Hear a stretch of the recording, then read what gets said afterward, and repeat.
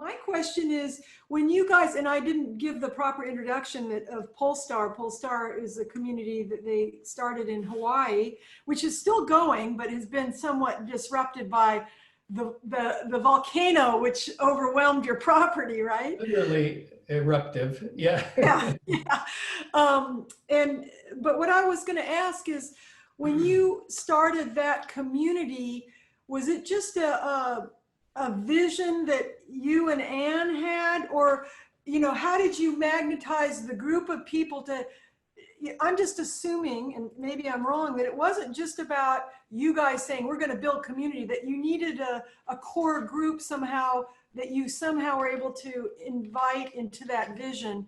I was wondering if you could talk a little bit about how you get going that first time. Very good question. No, that's an excellent question. Thank you. Well, let me first say that really the core inspiration for community for me was raising my kids at Ananda Village.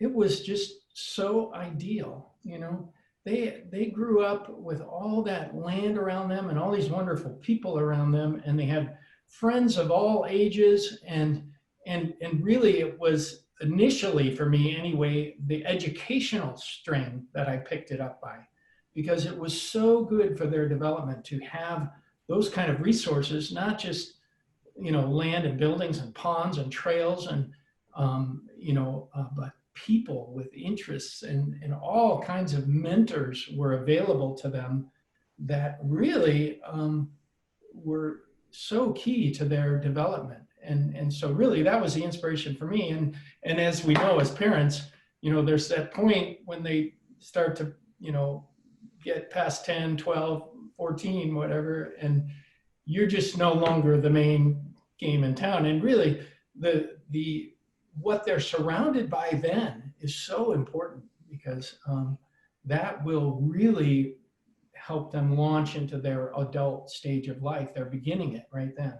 So, but to get back to your other question, which was, so that was my personal seed inspiration around community, just how ideal it was for raising a family.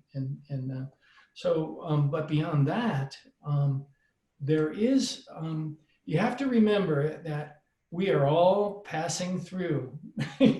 Community is a river, the water's never the same, so it took me a while to realize that, but age will do it.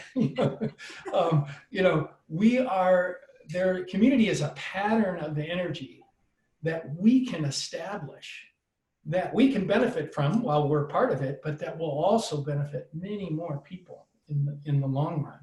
And so it is, I'm told that most of the community, the Ananda communities, were started by a very small number of people. And I believe that is true, that really getting everyone on the same page to sort of take a plunge is a much harder scenario than finding a handful of people who can do it, launch it. When it's there, people get it, they sign up, they're in, And so it is not, it can be hard to get, you want to have 30, 50 people in your community. You're probably not going to get that to start, I mean, maybe you will. And really the co-housers do accomplish that to some significant extent. I'm also aware of quite a number of them who have been meeting for years and years, and even have their land, but can't launch until they reach this critical mass. So really,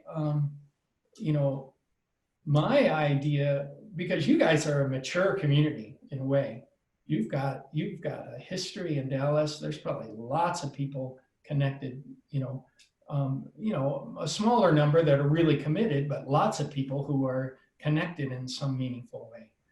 If you found a property that you could figure out how to get a hold of, you probably could launch the thing.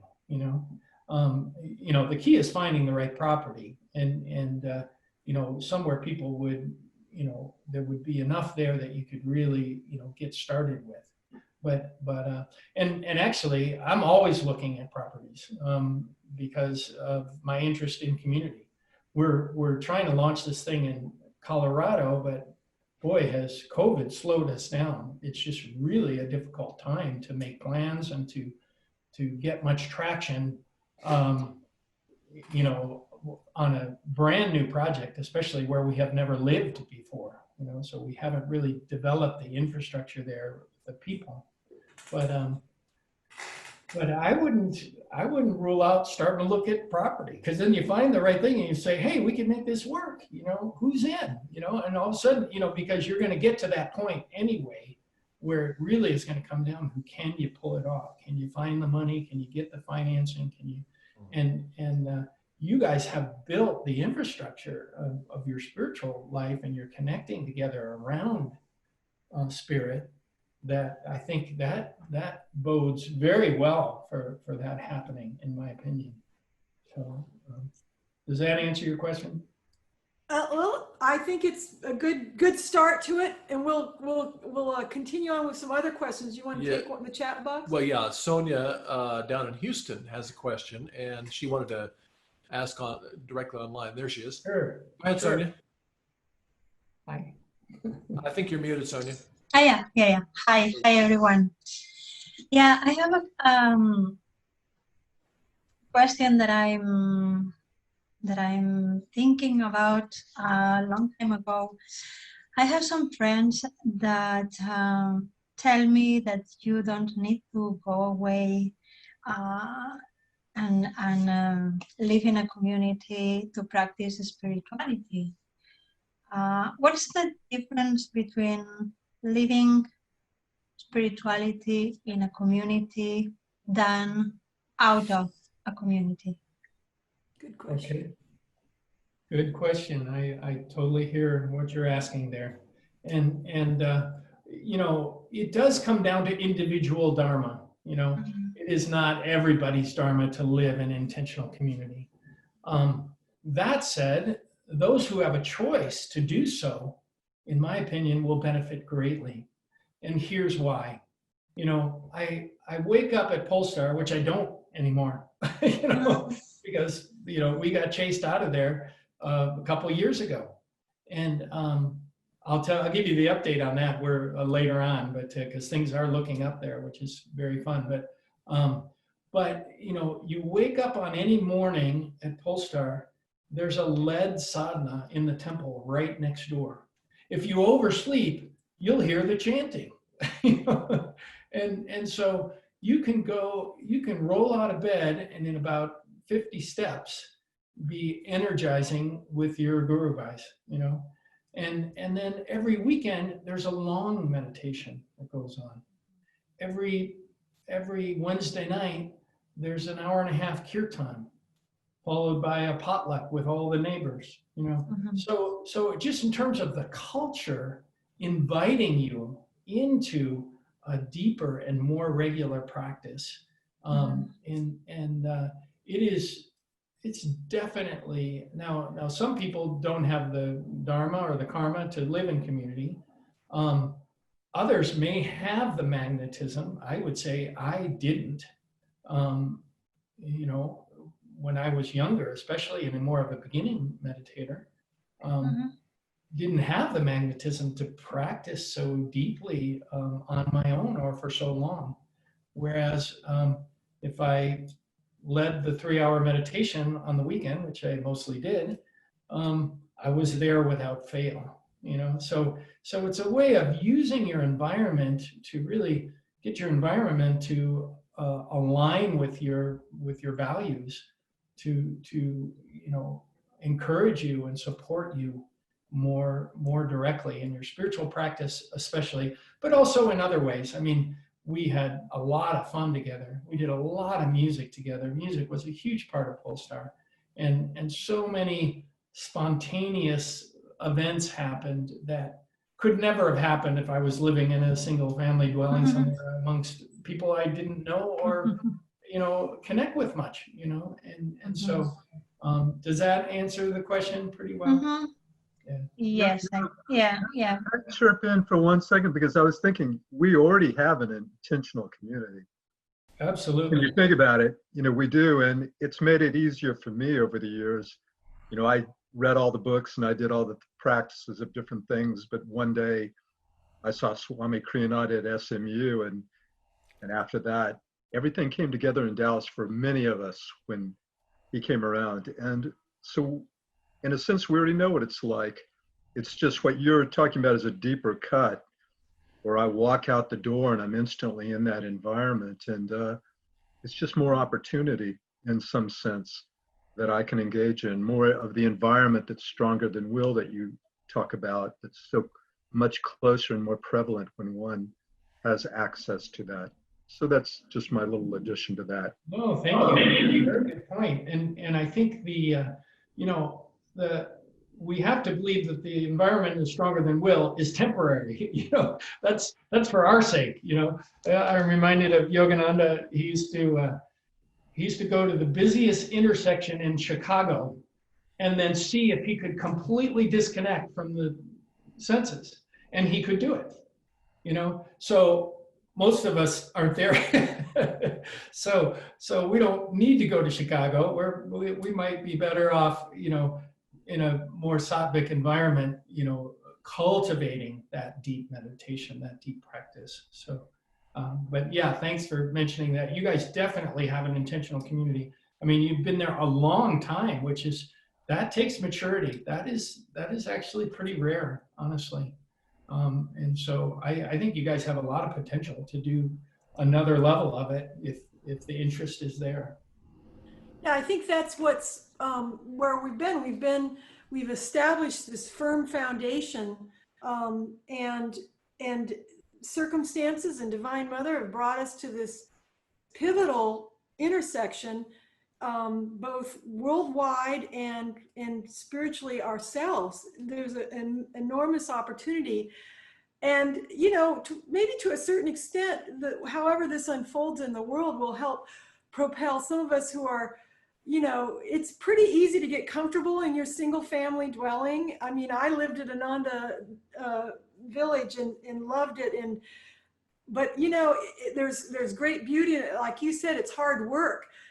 Sometimes circumstances will maybe help us realize that God is really what we're after, and we're willing to take that extra leap out of our comfort zones to go deeper for what in our heart brought us to the path in the first place, but somehow gets diluted when we just, I always have that song from Cinderella, in my own little corner, in my own little room.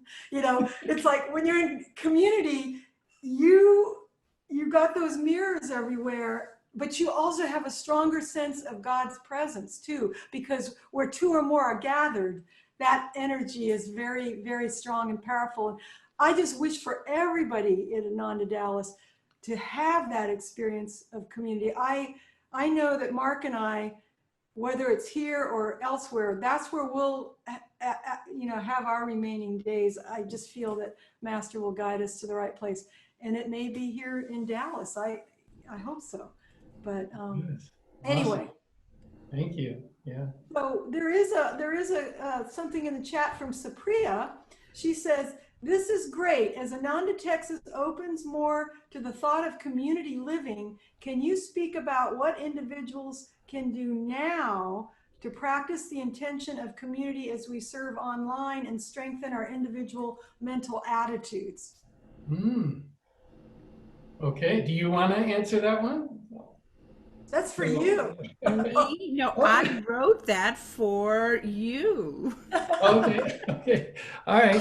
Well, yeah, there are things you can do. I mean, the coming up with an affirmation, for example, like really there's probably a number of you who are really on fire about this idea, or at least very interested, as opposed to, yeah, let me know if it happens kind of thing, So gathering those people together for a monthly meditation and doing prayer demands and coming up with an affirmation that's specific for your demand, just starting to put the energetic expression of the community into place, and then you know, I've heard again and again, people find the right place and all of a sudden it happens. So I would look around, you know, and just start turning over rocks and see what's possible.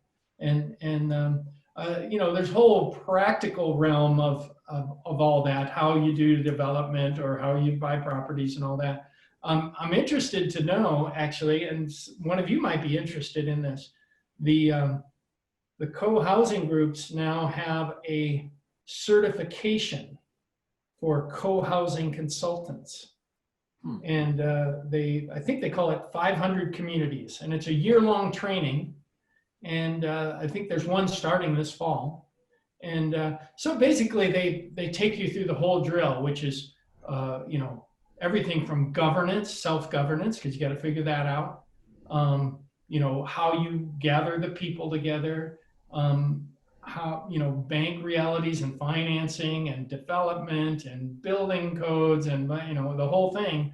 But they train you in all these things. And, you know, through the course of my life, I've had a fair bit of exposure to all those things, which has been helpful for me in starting community. Nevertheless, I'm tempted to take the training just to see what they're doing and how they're doing it. But it seems like the way that you could sort of blow on the flame a little bit to ignite this is by gathering that, if it's only a handful, that's fine, gathering it together and really connecting about it, praying about it, affirming about it, you know, visualizing and you know, get the energy to move that way. You know, and the other thing comes to mind right now, so I'm going to express it as Sonia. It's a great question there. And as you said, not everyone's going to just suddenly have 30 to 50 people, whack. You know, let's all put energy into it and make it happen. If it's God's will, it's going to happen through our big energy and being open to that possibility. You know, after all these years, it was tried many years ago, but you know, it didn't happen. And this is a new time. Certainly we can say a different time. And that's going to happen. I just think it needs to be importantly stated that it's not a absolutely you must. You know, that everybody, as you said, Michael, really needs to come from within. You know, yeah, my goal is I want to know this divine presence, the God within me. And is this the right time now for each individual to look at my life always, but now to take the step because this opportunity is opening up here in Texas for us. We're considering it.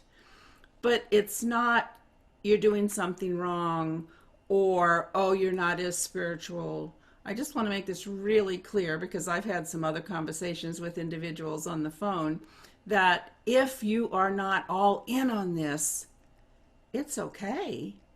But at the same time, please put all of us, our energies behind it. If it's God's will, then it's going to happen. And if I'm not a part of it physically, energetically, I can still do that because we're all one and we all are going for the same goal. We're spiritual beings and we realize it. So I just wanted to kind of toss that out there because people are asking these questions like, well, suppose I don't feel like this is for me. Well, it doesn't mean you're any less than.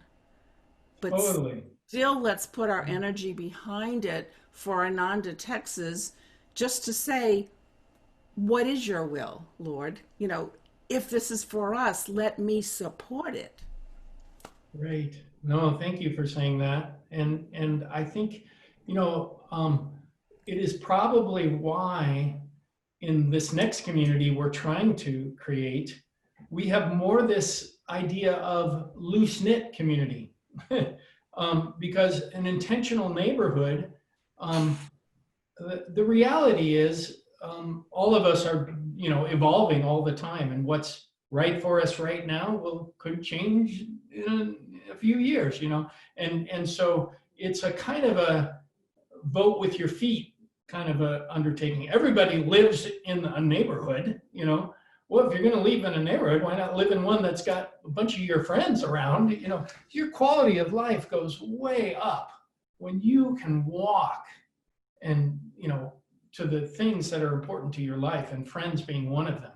You know, in our version, we're going to have, you know, we're hope to have all the things, you know, like your work and your play and your temple and your, you know, socializing. It's all kept in, so you really don't need a car, you know, just walk there. I mean, human beings live that way for thousands of years. You know, we don't really have to drive everywhere, you know. And so, but anyway, to help make your point, I have a deep innate respect for everybody's journey and how it differs and it evolves. It might be one thing now and it becomes something else, and so the that doesn't affect my friendship or connection with anybody. The fact that they're evolving, how they evolve, you know.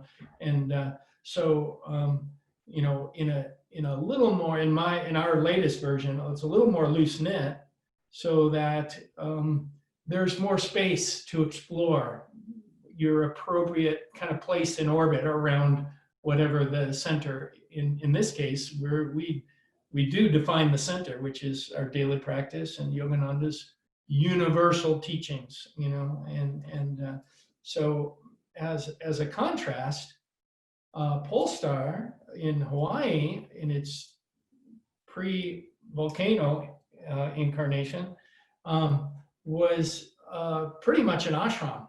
You know, we put a, you know, and in a very different setting. We had one large community house. We're all mostly all sharing one kitchen. Where, you know, it's a very intimate, intense experience mostly. And so we felt like it's sink or swim. If we aren't meditating together, you know, we're never going to pull this off. You know, I just sort of knew that. So that was a different expression, honestly, and we didn't really want to compromise it.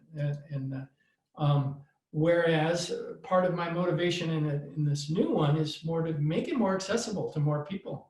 Let them find their way to it. You know, don't make it so dogmatic or such a fine screen that nobody can be part of it. You know, let people be where they are, and let the magnetism, you know, draw them to the extent that they want to be drawn. So thanks for making that point. Yeah.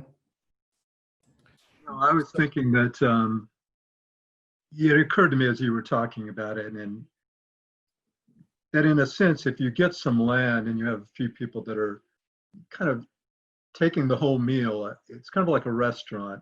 Everybody else can come to it and sample it. There would be people that could stay the weekend, you know, in small, tiny house, perhaps, Sonia, and who, it just, everybody would get the chance.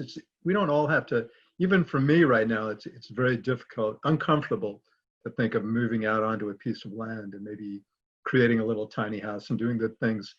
For whatever reason, there's somewhat of a willingness in me right now, just from having tasted most of living in big cities and doing different things, that I'm ready for that. But even then, it takes some courage to do it. And we just need a few people that, we were looking at this little town called Princeton that's nearby, and Linda Schoendienst has done a real good job of seeing some of it, or looking at online some of those properties. I intend actually to go out and visit some of the land on Monday. That 3 different lots that, believe it or not, you can buy pretty big lots for very inexpensive. It could be that there's something that's really bad about them. I don't know. I'm going to head out there and take a look. Cool. But it's just the little things. I like how Maitri and Mark and Supriya and everybody have been, and Linda and Jyoti, and it's just been investigating the idea of everybody saying what's important to them, and suggesting things, and just getting it rolling in some little bit. It's easy to let the vision die. And so any little act that anybody does in looking for a property and perhaps going and visiting it is a good thing. But always including everybody. Everybody would be welcome to come to this property and camp, or if that's allowed, and different things like that. It's about movement in a direction for me. Great. Great. No, and just to mention it, because it did sort of spur a thought,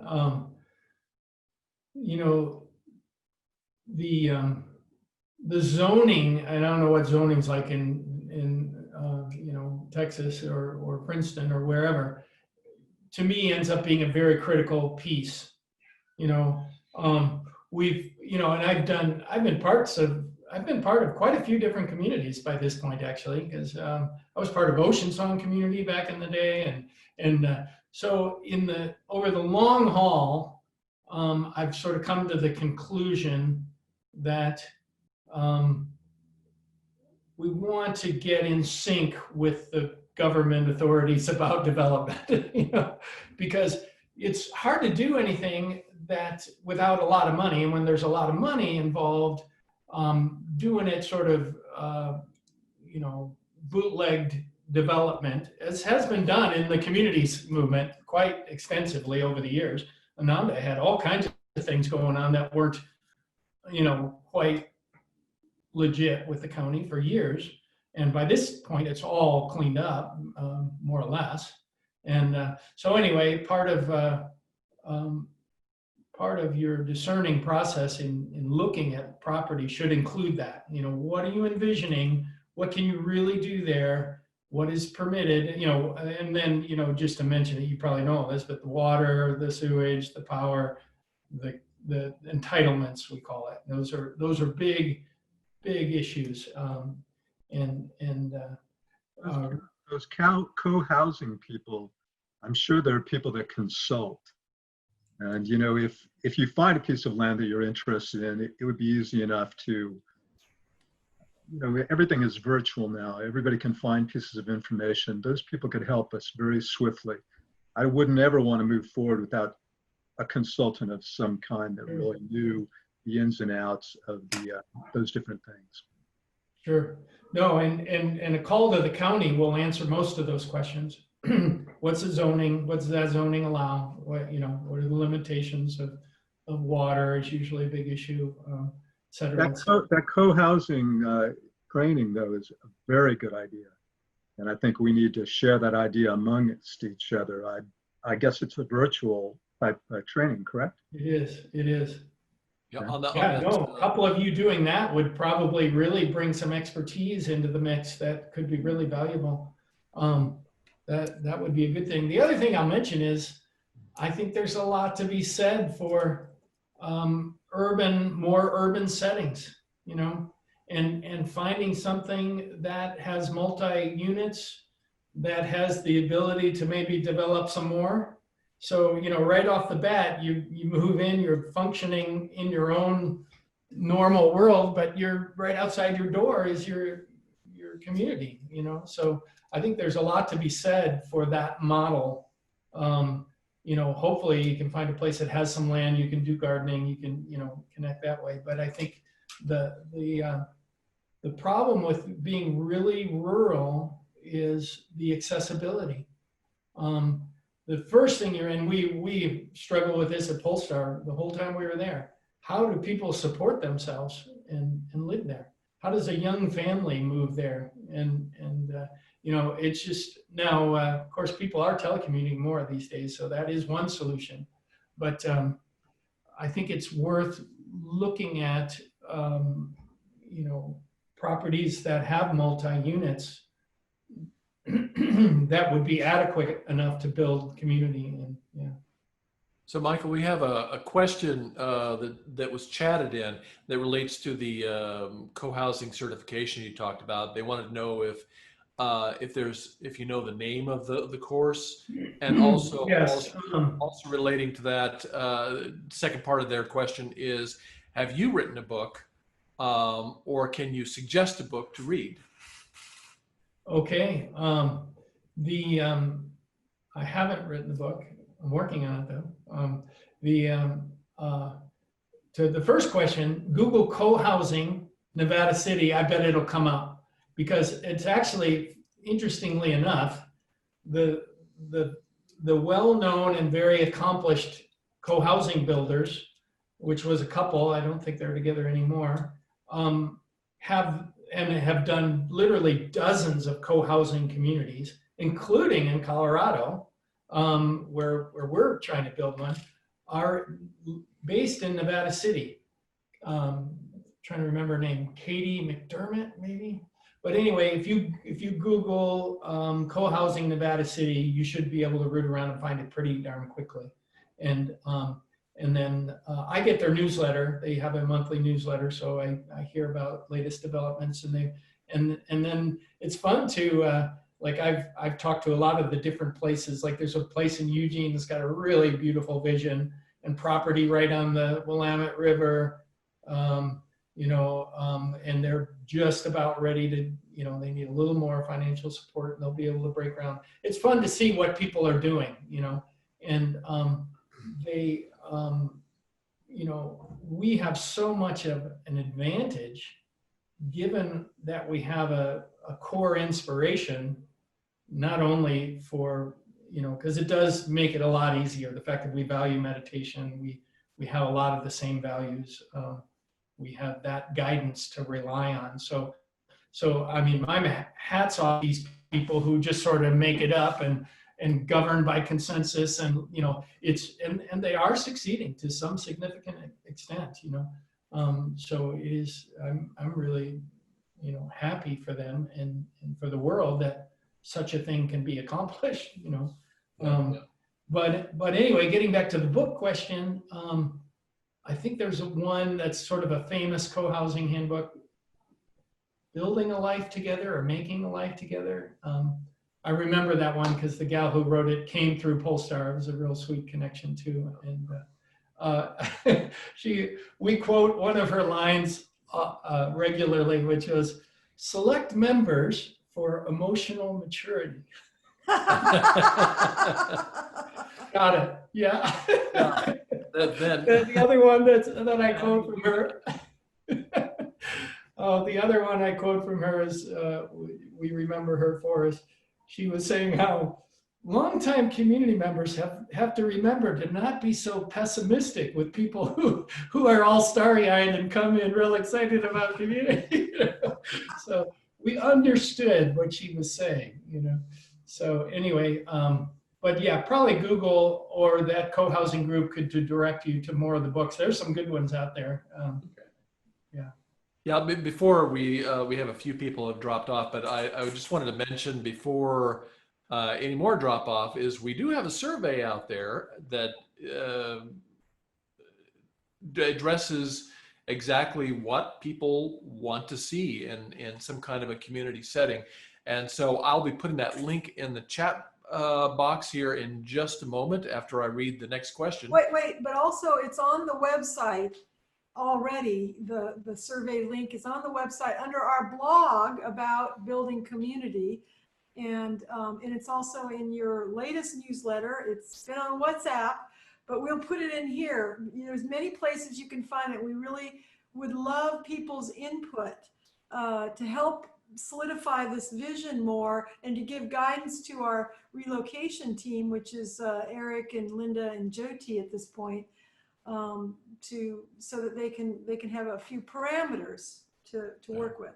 And that link, if you're not familiar with the blogs yet, if you go, it's on the main menu at anonadallas.org. It says blogs, and the blog that's specifically about community building is Building a New Tomorrow, or no, it's building spiritual community in these times, hope for a better world. Okay, it's just sorry. Yeah. Okay, so next question. What does loose knit look like? Apartments as opposed to everyone living in the same house or structure? Well, one way you could look at that is just imagine a normal neighborhood anywhere in America. One classic method they have in co-housing, they'll take 4 houses and buy a little block, 4 families, tear down the fences and put in a garden and share, create a temple or whatever common space you value. So loose-knit in my mind is, in part it's grown out of our own need to, we just have a lot of very positive, important relationships in our lives, Ann and I, and includes our family members, some of which would have really not much inclination to come to a meditation, although they might come to a kirtan, although they, you know what I'm saying? In other words, you could hope maybe that you could get a community of several hundred Kriya bonds who would all live together. But more the reality of our lives is we really value our connections with people who are really dedicated to Yogananda's path, because we are. But we actually really want to be in community with a more diverse group than that, and want to make community accessible to more people than that. And so in our paradigm, that includes people who can just sort of roll with the essential values of our community, even if they aren't so focusedly interested in our path of yoga, and so loose knit, just means an intentional neighborhood rather than an ashram. You could sort of take the two extremes. An ashram is like, here's the drill, guys, or if you're in, come on, here we go, and intentional neighborhood is more people have their own autonomous households. They own their property. They can give it to their kids. They can do what they want. But we are governed by some baseline CC&Rs, as they call them, and that essentially in our vision, we saw the nonprofit, which is Polestar Gardens Inc. is the nonprofit, sort of defining the culture in the common areas. So we would kind of toe the line with our temple and our dining facilities and all that, and create the energy and the vibration we're used to having there. And then people who lived in the neighborhood can participate according to event, or they could be there for everything or for very little, And so anyway, that's our latest vision. That's not the only vision of community, but I think it is a more inclusive version, and that's why we're inspired by it. And just tossing in I love it, from land, which we create from a raw, Mother Earth, and it builds from there, and it can be everything you just said, or it can also be an apartment building. I mean, this is how Sacramento started. This is how Palo Alto started. The fact is, we don't know. But I think, again, it's just that we're all open to endless possibilities, and even we might call them the miracles, that we didn't even think of this. And look what Divine Mother's putting in front of us. For So sure. I love it that it's so expansive, from an apartment building to little houses to camping on the land. I'm not doing that anymore, folks. But, endless possibilities. And that is exciting. And it will get clear as it comes. But one thing I love about what Michael said that speaks to what you brought up earlier, Supriya, is that loose knit allows people to really be able to tune in at the level that they feel comfortable. And I mean, that's the basic tenet of our practice, of our what we believe in, is to be able to accept people where they're at. And as Michael was saying, that magnetism can eventually draw them in as they're ready or wanting to, and that kind of thing. It's interesting here in Dallas, when you were here, Michael, I don't know if you got the opportunity, but the Hare Krishnas did, have an intentional community here, flourishing. It's been here, I don't know, longer than Ananda Dallas. Yeah, and what they did exactly that is they went to a rundown part of town, and they bought a temple, beautiful old church, and then they bought all the houses in the neighborhood. There you And go. it's an amazing community now. And of course, they have the best restaurant in town, speaking to the food element. I love those 4 things that you brought up. We'll have to jot those down for sure. But that's exactly what they did. And it's in an urban environment, but it's individual homes. It's not the apartment model, but it's the city block concept. And it's really Right. something. Did you get to go there when you were here? Did you You know, we went to the restaurant, but we Oh. we didn't go to the community, and unless it is all around there. It's all around there. It's all those Okay, places yes. that are around there. Those are all Hare Krishna houses. Yeah. That is a great idea because everybody lives in a neighborhood. It's a practical thing to do, you know. So it's like more. Admittedly, for me, it was a little bit like throwing up the white flag. Okay, we gotta do it the way Americans know how to do it, you know, and really bring it into a more mainstream expression. And at least that's the current inspiration. So. Well, one other thing along those lines is maybe you can address two other things pressing on my mind. One is, you know, I think I've shared with you that we were very interested in Laurelwood, but the main reason we never ended up there, even though we did do some investment there, is it was way too expensive. So how do you make it affordable for people? And then the other part of it is, this twofold question, many of us are getting older, and that same energy and creativity, I mean, we want to embrace it, but we're embracing it differently than we did in our 30s or when we were raising families. Do you see how that model fits into what you're trying to do in Colorado or your next community building project? Yes, no, boy, you hit the nail on the head with both of those things. I asked Atman recently, a couple of months ago. He's the current village manager. I said, well, you know, what's your biggest heartburn right now? He said, well, affordable housing and aging population. There, you hit the nail on the head. And the affordable housing thing is just difficult. And I do have a solution for the Fort Collins project, which is micro housing. It's tiny houses in a way, but not like on wheels or anything, but really, really compact spaces and generous common spaces, so that, you know, people who don't have the means to buy $100,000 lot and build a house on, you know, you need $500,000 to do that. You know, not everybody's got it. You know, it's just, I mean, some people will, and it's great. You know, that's part of the community too. But it's, you know, the need for affordable housing is just huge. And to me, that's one of the ways you can do it, is get more accustomed to micro housing.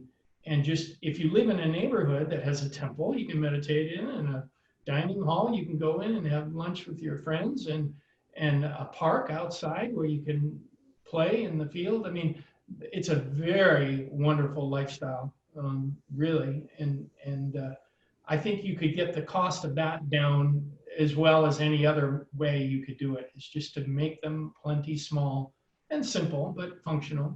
And so that's one way about the affordability. And then this whole thing of the, as you get into your 50s, 60s, 70s, like many of us are, it is a different time of life. You know, you aren't as rajasic. You don't have as much outward service in the world. You want more time for quiet and, you know, meditation and introspection. And so, you know, the hope is we attract more young people who really, you know, because it really takes that energy and drive to create new community. And so, but I know that is a difficulty, especially now with COVID, like in Ananda Village. It's difficult, you know, you've got young families and they need to live, you know, and you got people who are, you know, older and more at risk, notably with COVID. it's a difficult dynamic, I'd say. I think everybody's trying to figure it out. It is, but I think you did sort of hit the two nails on the head. Those are two very important questions. Can I say, is it open still? Well, I'm wondering if you considered, I was looking at this recently, this concept called greenhouses. Have you heard about that? That's sort of a new sort of intentional, and this could be maybe part of what you're doing. It's an intentional home for people that are getting older. So it's almost like an ashram for older people, but you can have shared things, but still some autonomy. Everybody has their own bathroom, for instance, that kind of thing.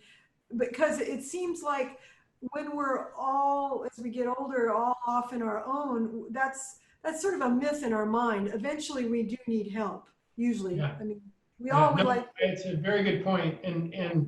And my planning for community includes the elder paradigm in a huge way.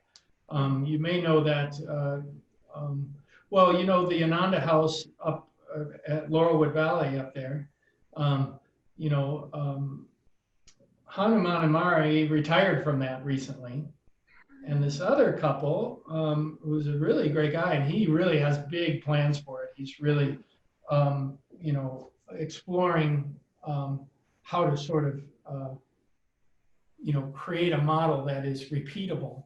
So I'm in contact with him quite a bit, actually, because I want to understand what he understands about this whole paradigm. And then I stumbled over this other gal, a really amazing thing she's doing. She's in the Bay Area. Can't remember her name right now, but I could find it if anybody wanted to follow up with her. But she creates intentional spiritual community in Mexico for people who are retiring from America. She's got this sort of area carved out, and basically, just like what I said, people don't have millions of dollars to retire with, so she's actually got a Buddhist group going, and then some other spiritual group I didn't know, and she has created elder housing for them. And you know, and in Mexico you can build really cheap, and so they have these little cute little detached things with a common area. And one of the, I'm taking a long time to get to my main point, which is that in elder care, if you keep people nearby, the efficiency goes way up. So kind of what you're saying, in a house, or what about just micro units where they're because you can consolidate the nursing, the doctor visits, the whatever, the shopping, you know, so a real intentional plan around, one, that you can stay in your community as you age, you know, and two, that you could get a decent measure of help right in your own house if it's built, you know, with enough foresight. And then three, if you really need more professional help, you have a facility on site for that. So you can live out your days in the same community is our vision for the Colorado project, you know. And, You have a porch with a rocking chair? You know, I wanted to mention, you know, I appraise real estate, and I have in the past appraised a stunning amount of those houses in Maitri that you're talking about. That concept, people buying up houses and turning them into 4 or 5 different elder citizens living together, is just on wildfire throughout Dallas-Fort Worth. I mean, it's not like a new concept. There are people who have been doing it for years, but there are 55 plus communities, you know, where you're 55 years or older. There are maybe 50 complexes now, apartment complex, and it's just, that's a whole area that's growing wildfire. I mean, the idea is out there, you know, the expertise is out there for a lot of this stuff. And yeah, and you know Gyan Devi, you remember Gyan Devi, the one of the older people. She was as old as Swami. I think they were born pretty much the same year. She passed away at that Ananda House, I think it was. That was the name of it, Maitri? Yeah, Ananda House, yeah. It was Ananda House, yeah. And she loved it. You know, I mean, she really thrived there, and she had a very beautiful passing in that particular arena. And I think Ananda a village in Ananda worldwide, it's going to pioneer that, because there's just a caring and attention to detail for how people are passing. So anyway. I'm glad you mentioned her. I built her house at Did you? Ananda, and she was Wow. part of our Sundance. That was a cooperative living, thing. It was 18 adults and 2.5 children, and we were all sharing a common kitchen. So I got to know her well. Yeah, that's fun. Do you think you could have on your property in Colorado something like Sundance or Ioja, or, because that's sort of tiny houses or tiny apartments, but still, I don't know. I'm just. No, yeah, absolutely, and especially for elders, to have an elder house where you have little units that they have their own bathroom, like you said, absolutely. Shared, they call that shared housing, I guess. And I mean, I read about 3 months ago, a headline in Sacramento Bee was about alternative housing for affordability. They go through everything we're working on, tiny houses, shared houses, co-housing, it's they're just working it. It's up for everybody. We got to figure it out. I think it's one of the reasons looking at something that is already built is a good idea. Being a builder, it's unbelievable what you have to do now compared to what you had to do even 15 years ago.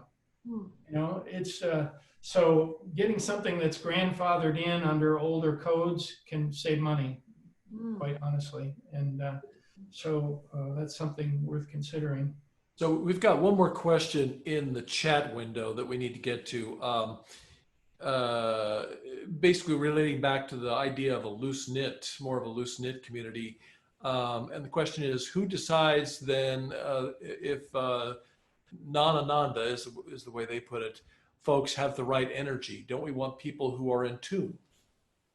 Yes, and that's kind of that's the governance question. How do we govern ourselves? And boy, that's up for everybody. Another way of saying, how do we get along? It's like, and I don't have a perfect answer for that. The co-housing's, ideal is in the direction of consensus. That's never been Ananda's way, or certainly Master's way either. A very, very different paradigm when you're, in a spiritual community. It's a very different paradigm. I sort of empathize with the dilemma, because if you don't have, if you haven't embraced that your spiritual life is the most important to you, then you have a whole lot of questions to answer about justice and how we, it's a very different paradigm. And but anyway, to me, the ideal is clarity. If you become really clear on the values, and really clear on the, what's negotiable, what's not negotiable. And so that when people look at their opportunity in community, they're going to find out later that they're not in tune, because it's like, this is what it is. Are you interested? And of course, in a loose knit intentional neighborhood like I'm describing, that's an easier task than if you're creating an ashram like we more or less did at Polestar. In the end, magnetism governs. As Swami has pointed out, you can have a lousy governance system, and if you have really good magnetic people running it, you'll get by. And so that's to be remembered, that you really want the magnetism to rule, and I think you have to take responsibility for, if you're starting to build a community, that's your job to let have the magnetism be high, and you want people to participate and cooperate because they want to, not because they want to be in tune, or your definition of in tune, whatever that is. you want to magnetize them. Yeah, it's not an easy thing. I think in our paradigm in Colorado, what we've envisioned is we will take responsibility for the common areas and making those of the energy and vibration that we want to live in, and then and define it. That means there won't be any drugs or alcohol in our aura. It means we're going to be meditating probably at these times and would appreciate respect and quiet during those times. Whatever it is, it's a shorter list than it would have been at Polestar, much shorter. What people do in their own home is more their business, but ideally the magnetism is such that they would see the vision, decide that they wanted to connect with it, and sign up for it. And that way you pre-solve a lot of problems, down the road. Oh, you're muted. What? Or Go ahead. something. Thanks. Yeah, I was wondering, and this is something only somebody who's been in the community for a long time could answer. I'm sure it's not to make it encourage anyone to ever leave, because you want the magnetism always to be high. But have you found ways for people to more easily exit? And that's meant in the Yes. kindest way. Yes. For them, if they don't see that it's for And that them. has come up. And it has come up, and it is difficult. One, we do have a process that we described of where people really get stuck. There's a sort of protocol they can do to try to get unstuck, and then but there is a point where somebody has to make the call of, hey, this isn't right for you to be here anymore. And I think you have to just do it as kindly as possible. But as if it's the dharmic thing to do, you do have to do it. It isn't pleasant, and fortunately, that's been a very rare occurrence in my experience with community. Although notably painful when it does happen, for sure. And yeah, I sort of just intuitively want to give as many people access to community as are interested, and because it's been so important and powerful for me. And it is sad when it really doesn't work, and there is a point where you have to make that call. So. Well, I think some of the other Ananda colonies in the early stages have been through a little bit of that. Oh yeah. Yeah, I know. I was not going to. Anyway, and I want to say everything that you said is we do our very best to bring the highest, and we deal with the little stuff when we need to, and it may not feel little in the moment, because sometimes those things might feel kind of big, but we will deal with it. For 27 years, we have had little stuff, big stuff. We've put names on it, little or big. And so far, we've been through it all. We've learned a lot. And I want to say, jump on board. That doesn't mean you have to move to an apartment or have to move to a land. You might. But meanwhile, Ananda, Texas, we're staying strong online.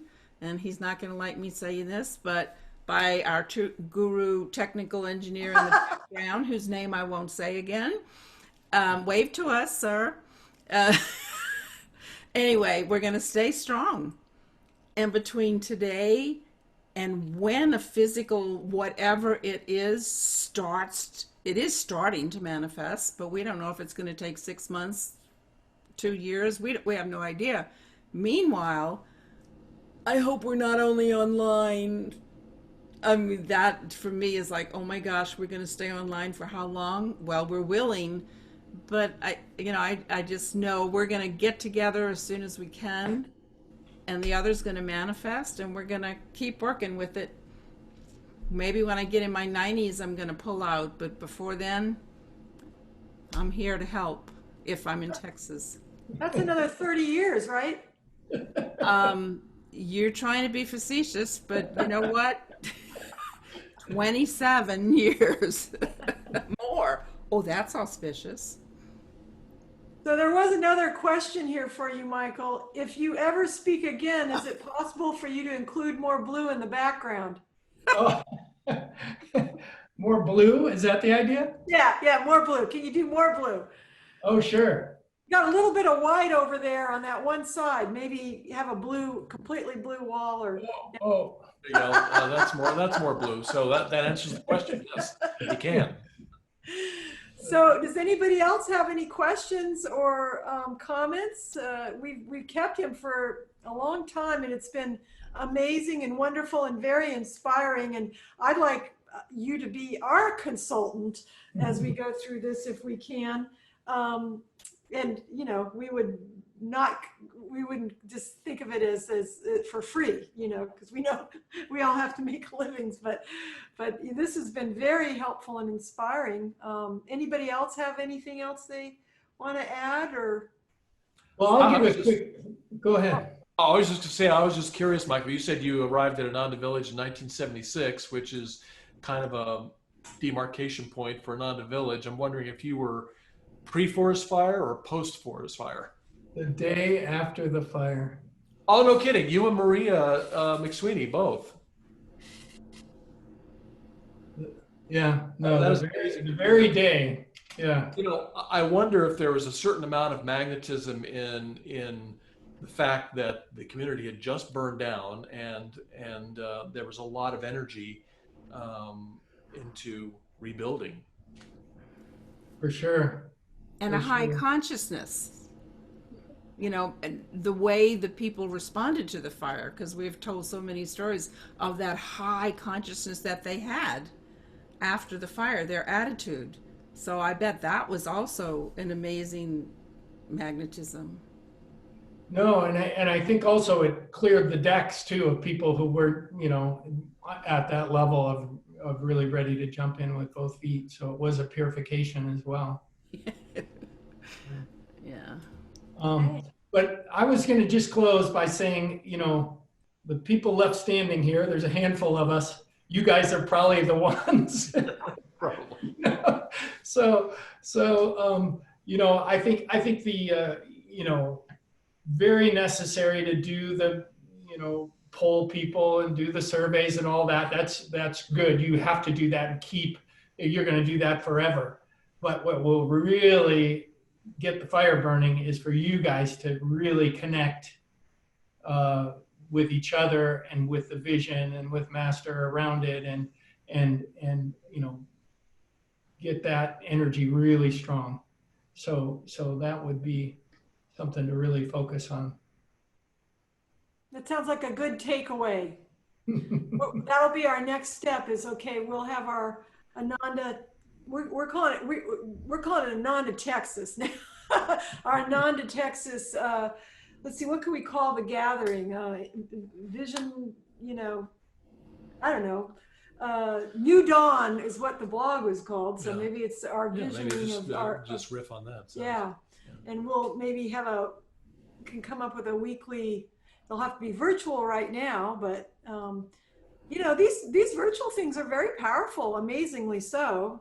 Because they just require you to, you know, to really put out a little more energy to tune into it more sensitively. But you do find that it's Dwapara Yuga and that you can feel the energy and draw on it. So that's a good point. No, I had a great meditation at the Kirtan yesterday. So, for example, I mean Friday. Yeah, no, and hadn't really had a good experience yet with that type of experience up to that point. So that was helpful. Well, I'm glad we were there to help create that for you. Well, and I wanted to, if we need to close, I understand, but you know, nobody today online, unless they were at the Kirtan, and I maybe one or two, didn't get to hear Michael lead chanting for us, and that is amazing. He is an amazing musician. So I'm hoping he'll come back in a few weeks, whenever, maybe Kirtan again with us. So when you all see the name, Michael Gornik is joining us for Kirtan on a Friday night, show up. Because you've seen, this has been incredible and wonderful. Thank you. And so you have helped magnetize today, but let's also come back to present chanting for us, and then we'll magnetize even more people for kirtan.